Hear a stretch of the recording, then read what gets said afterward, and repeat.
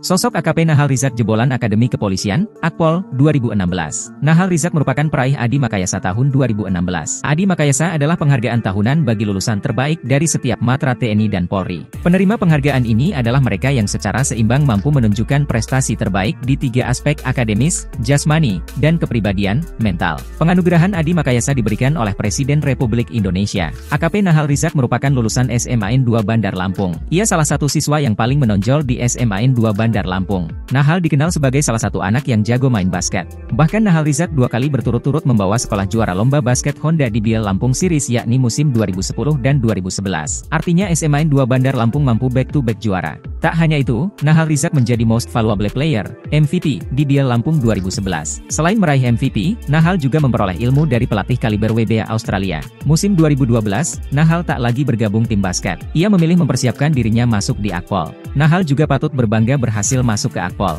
Apalagi keluarganya tak ada berprofesi sebagai polisi. Ayahnya Ashari Alamsyah adalah pensiunan pegawai negeri sipil, PNS. Nahal mengetahui Akpol dari seniornya. Apalagi hampir setiap tahun, ada seniornya lolos masuk Akpol. Nahal sudah 8 tahun berkarir menjadi polisi. Ia kini sudah berpangkat AKP. Penempatan pertamanya sebagai Peskanit 4 Subdit 1 di Treskrim Suspolda Metro Jaya. Kemudian pindah ke Polres Metro Jakarta Utara dan menjadi bagian dari Spripim Kapolri.